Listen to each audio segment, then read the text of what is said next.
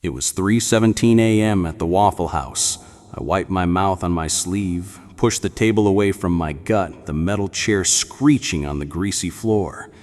I had time to kill before the next job, so I trudged out to the parking lot to find a cheap motel. I'd never come through this town before. Nobody'd know me here, or so I figured. Limping past the dumpsters on my bad leg, I just about keeled over when the lid slammed. I shook it off and kept walking. Another slam. Rage simmered up my neck. I stopped, glaring at the dumpsters, ready to see which methed-out fry cook thought they were funny. The warped wood doors creaked in the wind, drifting shut, slow as a threat. Then, slam, they banged open again. Out strolled an employee, whistling some stupid tune, kicking the door behind him like he owned the place. My shoulders bunched up. This asshole was about to learn manners the hard way. I cracked my knuckles and stumped back. "Hey!" I barked. He froze, startled. I grabbed a fistful of his filthy black apron. He looked 50 going on 90. Hollow eyes, weathered skin, bad teeth I suddenly wanted to smash out. "You got any idea?" "Hey, you there!" Another voice cut me off. Some guy leaned against the building by the door, one hand buried in his pocket, the other flicking ash off a cigarette. I must have been too pissed to notice him. "He's looking for a truck driver," he said. My grip on the fry cook tightened. He was shaking now. "Excuse me?" I shot back. "I could use a ride," the man said, calm as a priest. "If you'd be so kind." I squinted at him. Not an employee, no apron, no name tag, dusty boots, threadbare jeans, a gray zip-up hoodie. But his face, that was what caught me. Too young, too clean, skin like porcelain, hair pale as a halo. My anger twisted into something darker. I shoved the cook down. "Beat it!" He scrambled off, didn't care where. All I cared about was the kid. I limped closer, cautious, curious. "You ain't got folks to help you out?" I asked. Too pretty, like the soft-focused celebs with faces that belong on a billboard, not backed by a greasy dumpster. Somebody'd miss him if he vanished. Perfect. "Nope," he said, flicking his cigarette butt into the can, like he gave a damn about littering in this shithole. He winked. "Except you, maybe." Something about him, playful, alive, didn't belong here, like the others I'd picked up. One question. "How old are you?" I asked. Blue eyes scanned me, not nervous, just seeing. Made my skin itch. 19. The darkness purred inside me. Too good to be true. He said, "I got some cash. I'm sure we could work something out." I had already decided when I saw his hair. "Fine," I said. "Hurry up." He smiled too wide. "You're too kind." "Yeah, bud, I'm a real saint." "So where are you headed?" I asked, once we settled in the cab. "Anywhere is better than here." I stifled a grin. Always funny when they'd said stuff they'd regret. "No family? No sweetheart?"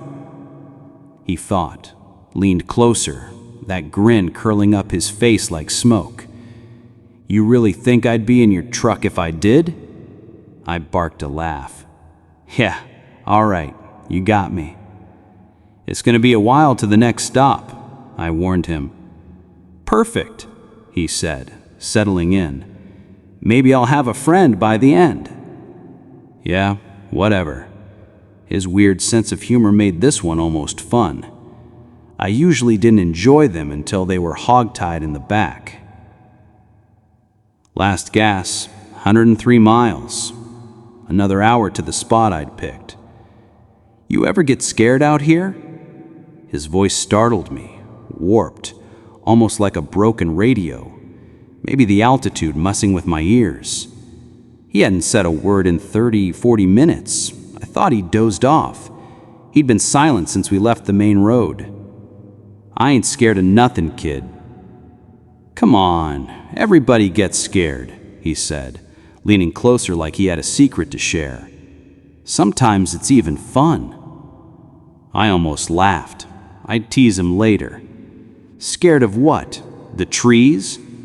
"Well, for starters," his voice stayed soft, but it scraped at my skull, "there's nobody out here.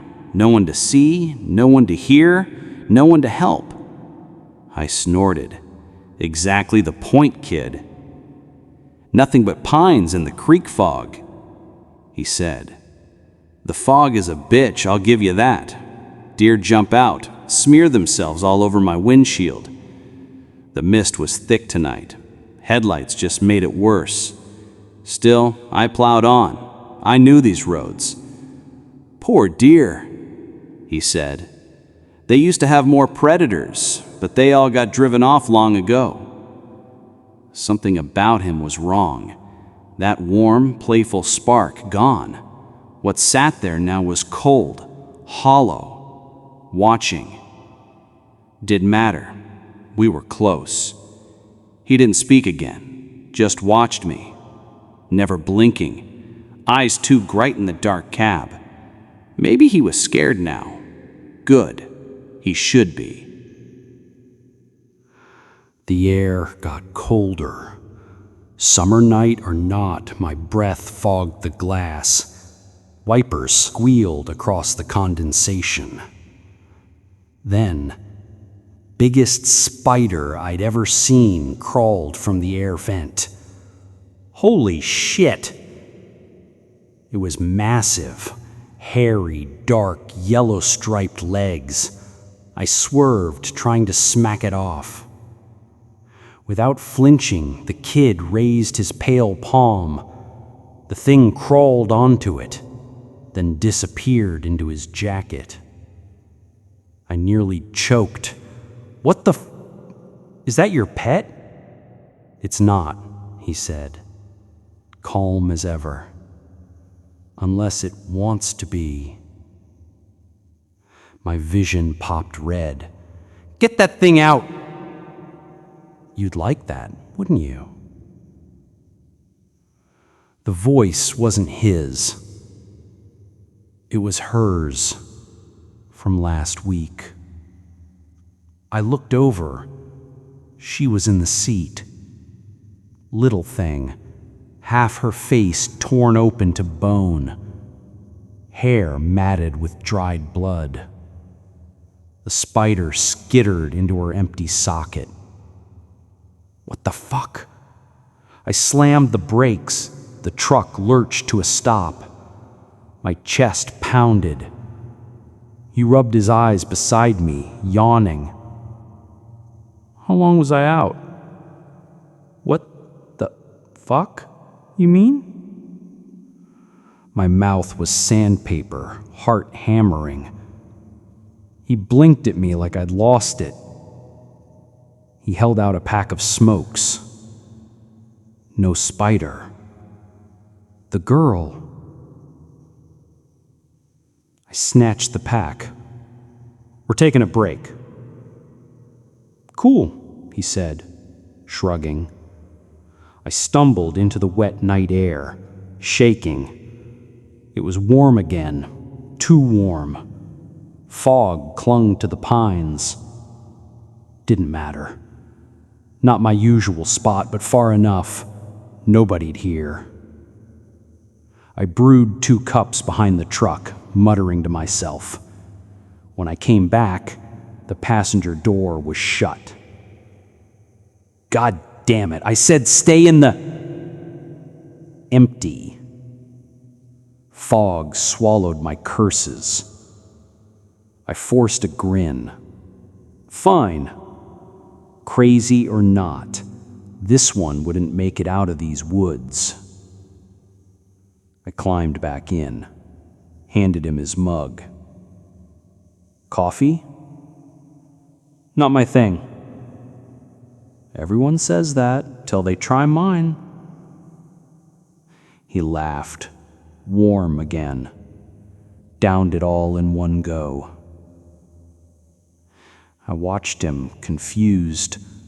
Took a sip of mine, nearly burned my tongue. Good. Wouldn't take long.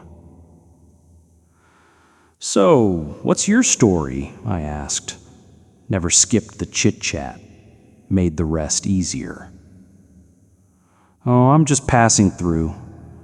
My story's too long for tonight." I snorted.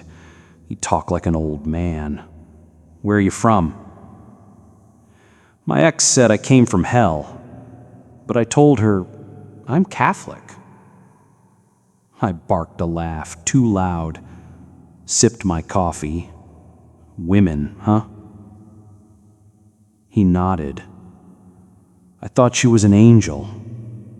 Now I think church would set her on fire." I slapped my knee, wheezing. Couldn't stop laughing. "You're too young for women problems, kid." He smiled, all teeth. "But the perfect age to die." "Huh?" "That's the sweet spot, isn't it? 18 to 21, blonde hair, blue eyes, nobody to miss them." My tongue felt thick, thoughts clumsy. No way, no way. I made that coffee myself. The cab turned frigid, breathless fog on the glass. My vision tunneled. Then I was on the cot in the back. His place. Fog poured through the open door. His shadow filled it. "You know, Father Romano says I shouldn't hurt anything with a soul. But you don't have a soul, do you? You're worse than an animal, because you know better." He was inches from my face. I felt my eyes tear up.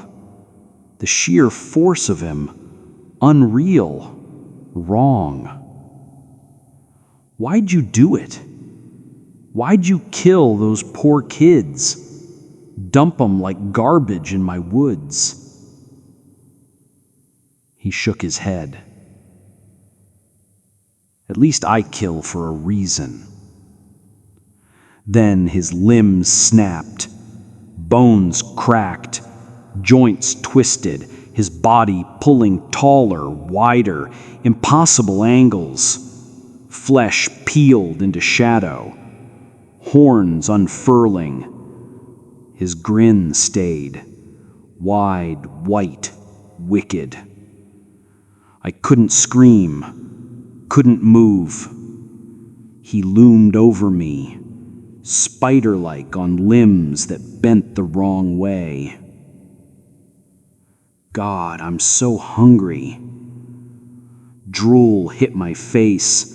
His grin split wider. He rose, towering, claws combing through the outline of his golden hair, or what used to be hair. "But I have to be patient. You'll last a while. I'll peel you piece by piece." His claws grabbed my chin, lifting me to see his jagged smile. "And when you're used up, I won't kill you. Too easy. I'll dump your limbless body with the kids you butchered out here in my woods. You can claw your way out of the mud with your fucking teeth." He dropped me. My head thumped down. The world darkened. I begged not to wake up. But my prayers never meant shit. And I knew, when the drugs wore off, he'd still be there, waiting.